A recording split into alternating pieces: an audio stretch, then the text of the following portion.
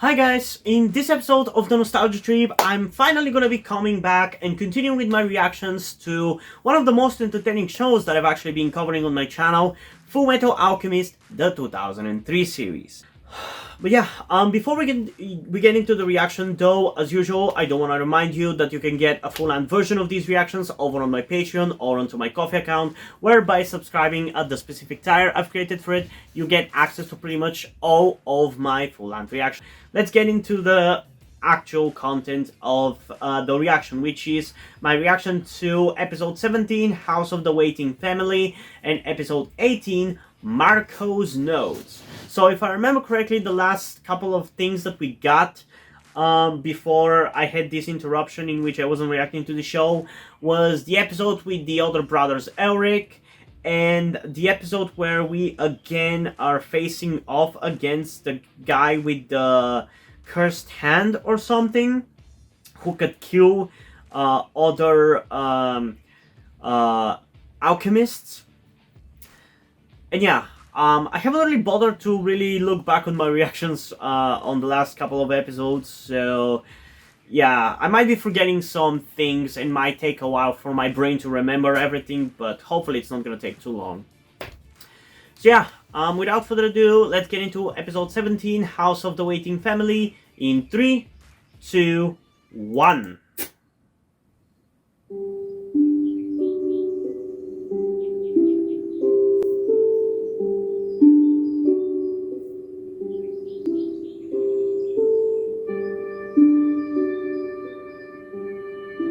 It's beautiful here, and so peaceful.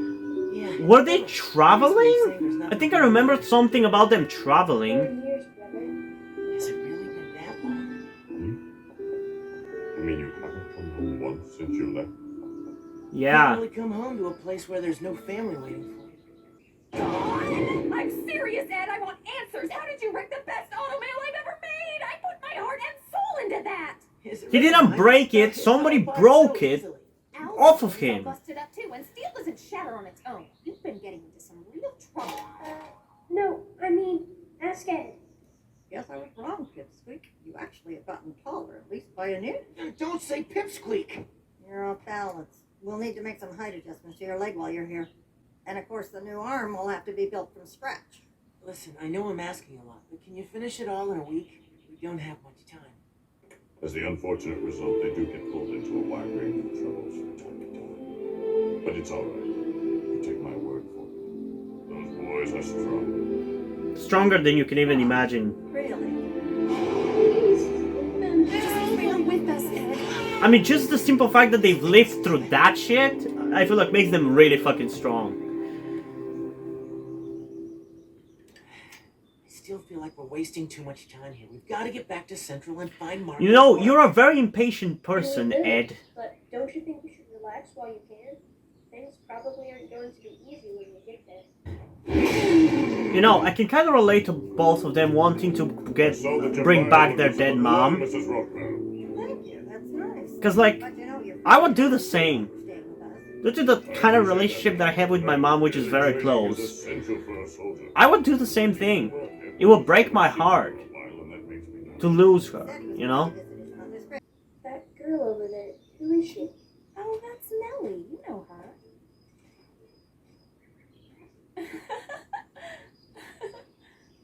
Come on, you remember. We played together all the time as kids. I can go seek and tag, exploring the river and stuff. Oh, Something wrong, you know? no. I just couldn't remember who she was. That's all. My mind was blank. That's no big deal. It's been years and she's changed a lot. You just didn't recognize her. And also, you were Yeah. super young, you know? I can barely remember a childhood friend of mine and how she looked. I haven't even seen her in almost 10 years, which is kind of insane. Because we were so close. But the thing is, even as we were friends, I had completely forgotten, after being friends with her for like 3 or 4 years, I had forgotten how we actually met each other. And I still don't remember. So when you're a kid, memory is a very easy to lose thing, you know?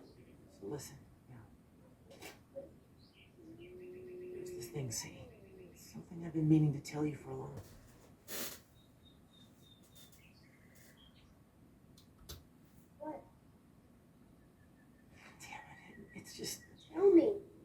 Wait, when he was put into the suit, did he lose some memories? Brother, tell me. Gentlemen, look up at the sky. This night gives us a bounty of gifts, like a blanket of shimmering, brilliant jewels. It's a majesty that cannot be witnessed in the city. Its haze of electric light. This is an amazing pleasure from this quiet little village of Resemble. In exchange for its barrenness, it has much the city does not. You can lose yourself in the sky. Yeah, you sure can. At least one benefit of living in the middle of fucking nowhere. Will he be able to move once he's fixed? Yeah, well, you definitely Probably. have to know what you're doing. See that seal in there? That's the anchoring point. It's the intermediary between Al's soul and the armor. It really was a I remember something about that seal, but I don't remember what it meant or what was gonna happen. But I remember that it was very important. Without that critical area out, there'd be nothing to tie you down. It looks like it was drawn with blood. Yeah, that's my blood. I was kind of in a hurry. Oh, inspiring! Such a bond, such a display of brotherly love! Back up, Major Spaz. You're really getting in the way of the work. This guy. Custom jobs are so great. I bet it's even better inside. I want to take it apart. Oh, please. I want to put it back together again. That face. Uh-oh. You're strong, but your attitude's soft. You'll never win like this.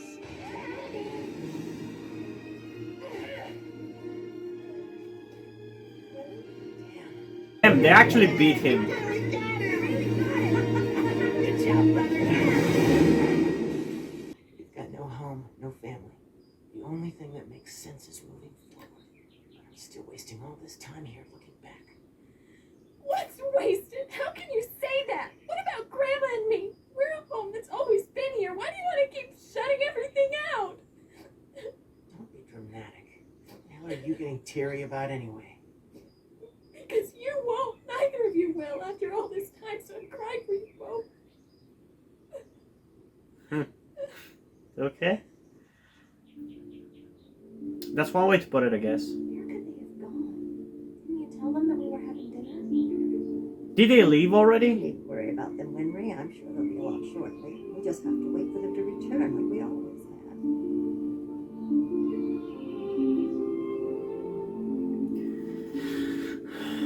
have. Okay, so what was that about the crying? What was about the not forgetting? I'm a little confused about that. We'd start it when it got cold. Now, you boys don't be strangers. Come by and have dinner with us sometime soon, you hear? We will. Home sweet home, right? Thank you, Granny. Yes, your hospitality has been immeasurable. So you'll come home soon? Yeah. Granny, Huh? I read the inside of Ed's watch. He engraved something on it. Don't forget, and the date they burned their house and left. But what exactly do you think he wanted to remember? Good question.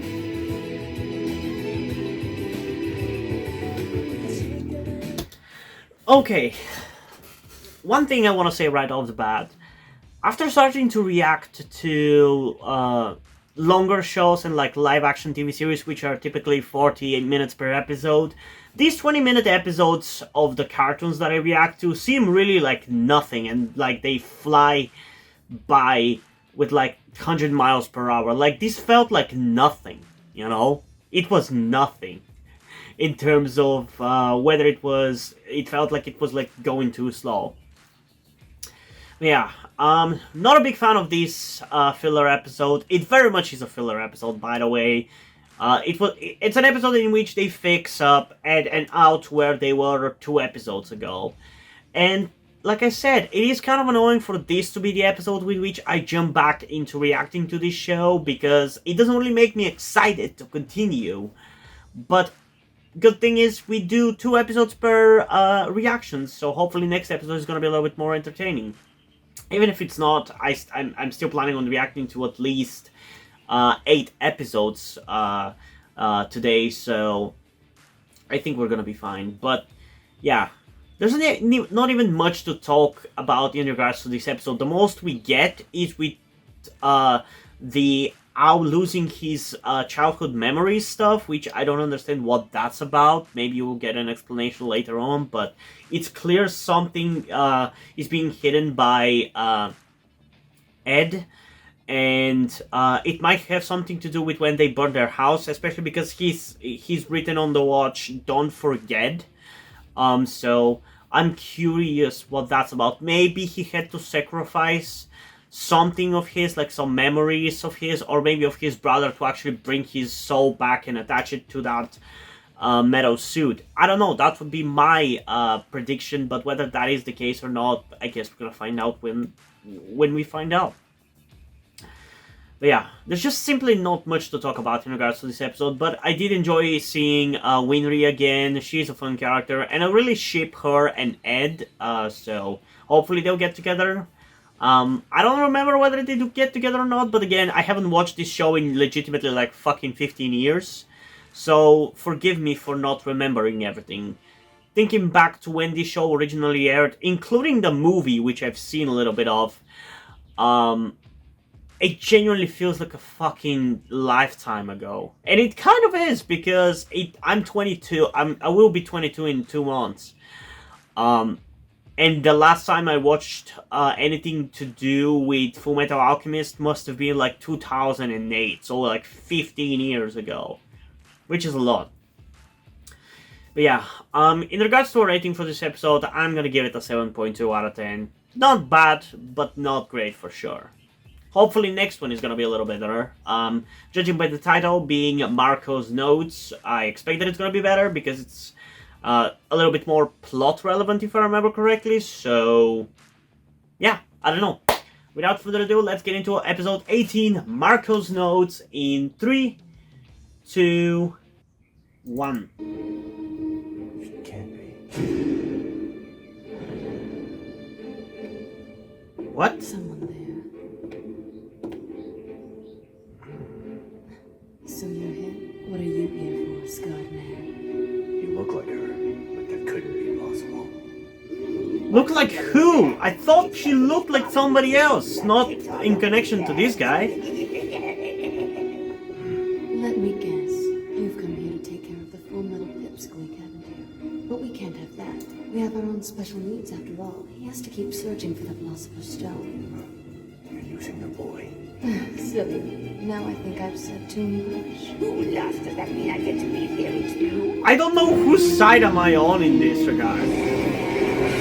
I think I'm on his side. Man, this show is making me want to watch more anime. Which I will eventually. Since I will eventually run out of Western cartoons from my childhood to react to. Lieutenant Maria Ross reporting, sir. And I'm Sergeant Denny Block, humbly at your service. It is an honor to meet you, Fullmetal Alchemist Edward Elric, sir. Wow! That's him, you Your dumbasses. name, sir. When they say Full Metal, they really aren't kidding.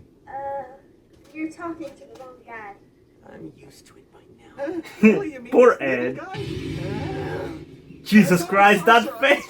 thought you'd be fuller and more metal. Shut up! Come on, Major, we don't need babysitters. I mean, to be honest, it is a very misleading name. When you hear Full Metal, you would expect that he would be Full Metal. You know? I don't understand why they call him the Full Metal when he's only like Just have to put up with it for now. a quarter or half You don't need metal to worry, Fullmetal at Alchemist. best. We'll keep you and your brothers safe from harm.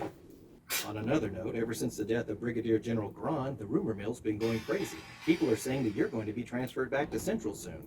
Of course, there are some factions here putting forth the ridiculous notion that you're the one who's behind these rumors. Can you believe that? That is ridiculous. Still.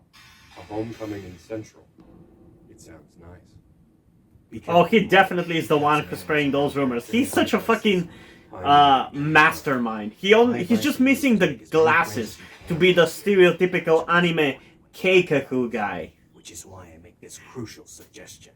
You find yourself a wife. Give it a rest! Please, Colonel, don't take it out on I love these two.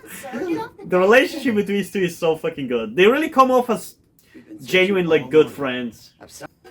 Like I was about to say, it feels like they're kind of just creating things that stop Ed and Al from fighting the Philosopher's Stone.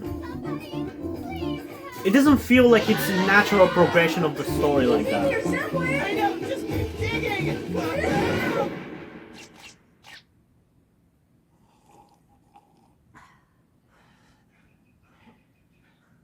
Thank you all so much, really. They always said I'd probably die with my head in a book. I just never thought they meant it literally. Jessica, you used to work in the library's first branch, isn't that right? That's right. Yeah, and she saved a lot of books apparently. Performance, i.e. reading instead of doing my They work. can't punish her for that now because thanks to her now there's actual books to be put in the library again. Those books, I couldn't control myself. Sorry to hear that. Let me just cut to the chase. Do you happen to remember ever seeing a book written by Tim Marco while you were working there? It's really important. By a Tim Marco? Yeah, it would probably have been a thick, handwritten research journal. Let me see here. Thick handwritten research journal. Tim Marco. Oh, yeah, I remember now. It was a leather-bound volume with lots of handwritten pages, very thorough, plenty of detail. And you're sure about that? Yeah, I remember all the books, especially the ones in the back. In the back? Then it was in there. We'll never get to read it. Sorry about that, guys. I know how upsetting it can be when you can't find that one book you're looking for. It's a tragic story I'm all too familiar with. I myself once scaled the heights and plunged the depths of the highest mountain of books for 3 days, but still didn't find the elusive tool I've been searching for. What the fuck was that? Delusion versus reality. Don't do that, Jessica. Oh, that is So hilarious. we at least know that the book really existed in there. Now I think I know what Oh my man. next is. What? Sometimes this show is so fucking hilarious. I'm gonna transmute the ashes of these books to their original forms. That would be incredible. You could really do something like that? Guess we're gonna find out. 1 tablespoon of sugar, a pinch of salt, a dash of pepper. Nothing too magical about this recipe. You think maybe you got the wrong author? Not a chance. I reproduced verbatim what Dr. Marco wrote in those journals. It was all for naught. Sorry, Fullmetal. I don't know. So Jessica, you're positive every word's precisely as it was in Dr. Marco's version? Oh, yes, sir. No doubt about it. Jessica, you really are an amazing talent. What did you Lieutenant, see then, Ed? Make sure she's properly compensated. We'll see a figure there. Go to the State Alchemist Treasury and have them take that amount out of my research budget. Al, come on. I'm right behind you. But I'm security! Take care of this block. I don't get it. What the heck is he going to do with the cookbook? Bake a cake? No, probably not.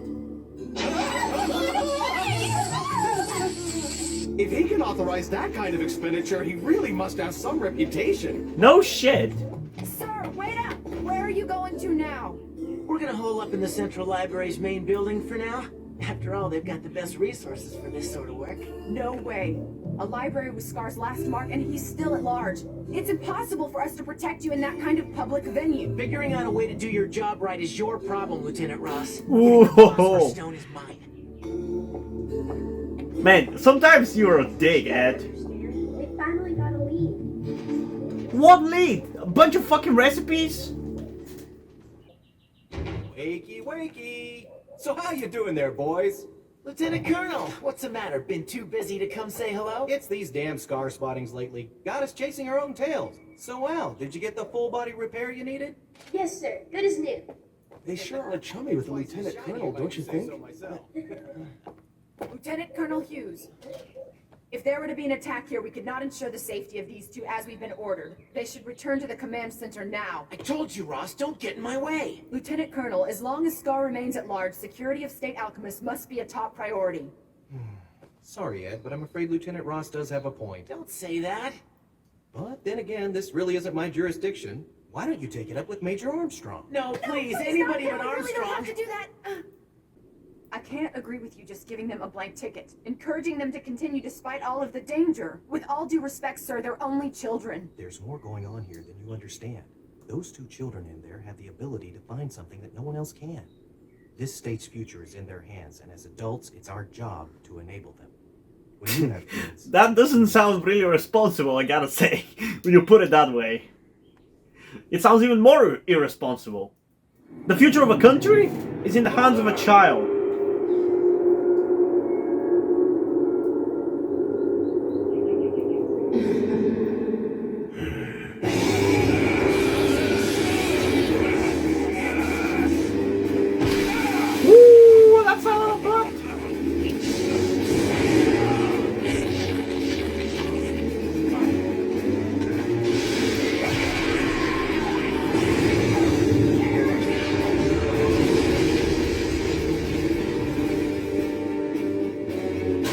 Man, I wish we saw that fight in the beginning.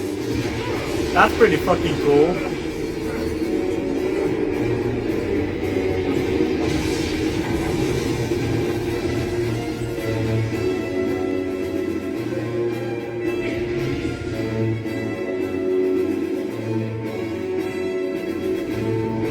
And that's how the fire started.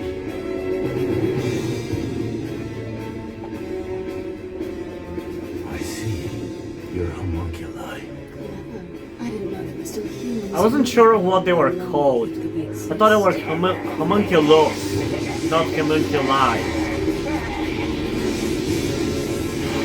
But I thought that she was a copy of Edenau's mom. I didn't remember anything about her being a copy of, I guess, his sister?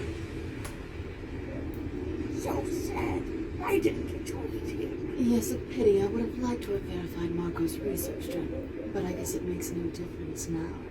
Well, you're the one. I gotta say though, that Ishbao massacre or whatever it was in the show really reminds me of something similar that Yu-Gi-Oh! Of all things did in the original anime in the final season, where I think it was Bakura, his village was massacred, very similar to this guy. So he kind of reminds me of Bakura from Yu-Gi-Oh! Look, they won't give up until they get what they came for. And we just give them invisible security until they do. Damn it! I get it now. Why they all call this quest the Devil's Errand. Why they either quit their research or are driven insane by it. Easy. The secret, Hal. The last ingredient of the stone. It's live human beings. Hey, what's the matter? Just when I thought... Just when I thought it was finally there. Didn't we already know that in a way? You know, you could stay. I do not belong here. Regardless of my intentions, I've done too many things to betray God's law. It kind of makes sense that it would require human sacrifices, considering the tone of this show in general and just everything we've seen so far. It was a gift my brother gave to me, so I couldn't forget. Okay, I'm still not sure about this one. I feel like these kind of two episodes have been a little fillerish and not really that entertaining, all things considered. I mean, I feel like this one was a little bit more plot relevant, so there was that at least. But I feel like I'm a little rusty on my memories in regards to this show, so I don't really quite feel the weight of the reveals in these two episodes that we're getting, like the fact that the Philosopher's Stone requires human soul, like, or human life. I don't understand why that's such a shocking thing, because I feel like we kind of already knew that in a way, considering that in that one episode, I think it was the first two episodes in which that guy lied to the girl that he resurrected her boyfriend, but he used birds to kind of bring him back or something, or I don't quite remember what that was about, but I don't know. I feel like considering all the experience we've had with the show so far, it kind of makes sense that you need human life for the Philosopher's Stone, because the whole point about the Philosopher's Stone is that it allows you to do transmutation without following the rules of transmutation of alchemy and without facing any consequences for it, essentially. So it kind of makes sense in a way. And the whole point about why they want the Philosopher's Stone is to bring Ed's body back, and Al's body back, and Ed's arm and leg. So, I don't know, I feel like that kind of makes sense, you know? And I also remember certain thing about the Philosopher's Stone, but I don't really want to talk about it because I feel like it was a spoiler. And now I don't exactly remember what exactly it was about, but I think I know where it is. But yeah, again, just like for the last one, there's not much to talk about. It's funny how now I feel like TMNT 2012 in season 4 and 5 was a little bit more entertaining than this, because at least I had more to talk about. But I think I'm just kind of rusty in regards to this show, so I haven't really quite gotten back into the mood and the thought process in regards to the show. But who knows, maybe the next 2 episodes are going to be a little bit more entertaining and I'm going to be able to react to them more properly, but we'll see. At least this one wasn't as fillerish as the last one, but it was still just as inconsequential in my eyes, so there's that, I guess. In terms of rating, though, I will give it an 8.1 out of 10, because at least it had a little bit of that fun battle between the homunculi and the guy with the alchemist killer. Let's call him that. The survivor of Ishbal. So that was pretty cool to see, but yeah, still not too much to talk about in regards to this episode. Hopefully we'll get into some cool stuff in the next couple of episodes, which we'll be reacting to today. But yeah, what did you guys think about these 2 episodes? Comment your thoughts down below, let's have a discussion about it. And also, before we end this video, I just want to give a huge shout out to my currently 1 Patreon, Deadpool. Thank you for your support, I really appreciate it. It really means a lot to me that you have decided to support me, have continued to support me for such a long time. I hope you continue to enjoy my content and continue to support me going forward. Thank you very much. And now, before we end this video, I just want to talk about something to you guys very quickly, which some of you may or may have not noticed before or know about me, that being the fact that I am trans. And yes, this may come as shocking to some of you, because I don't really flaunt it that much on my channel, or at least I feel like I don't. Outside of like my K-pop reactions, which is where I feel like the most comfortable being myself like this.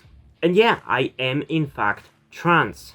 I'm not necessarily full-on male to female, but I heavily want to transition to being pretty female. I do consider myself more non-binary though, or maybe gender fluid would be the best descriptor as well, because I do have occasional moments where I feel fine being like just a normal guy, but most of the time, like right now, I do feel very dysphoric. And that's why I'm asking you guys for any help that you can give me, because my situation right now, I don't really see any way outside of you guys' help. Because, and this is gonna be kept short and concise, I live with my parents. They're never going to accept me as a trans person. They just never will. And as a matter of fact, back when I started the YouTube channel, I was actually kind of slightly starting my transition back then, with like starting to grow out my hair. I even got to DIY HRT, but because my parents started noticing certain things, like my behavior had changed a lot and my clothes had changed a lot, I kind of had to stop doing that, because they were constantly nagging me about cutting my hair and just started to kind of be threatening in a certain way, and felt like they were ashamed of me and everything. And that just kind of stress just tired me out to the point where I just gave up. But as dysphoria goes, it just doesn't go away, you know. I still feel like this, and in fact it's somewhat been intensifying again recently, so I just wanted to share this with you guys. And again, I would really appreciate any amount of support you can give me in regards to this, because I just don't see any way out of this. Because even if I moved out of my parents' house and got myself a job and everything, that's just not gonna work for long-term planning, because once I transition, it's like I probably will not be able to get myself a job, because my country is very transphobic. Nobody gives a shit about LGBT people at all. So there's not even much I can do even in terms of transitioning here. So yeah, I don't know. I just would appreciate any amount of support you can give me, be it monetarily or in any way otherwise. And this is not about boosting my channel or anything, or guilt tripping you with my sob story. I just wanted to get this off my chest and make my subscribers aware of the situation that I am in, and that I would appreciate anything that you guys can help me out with.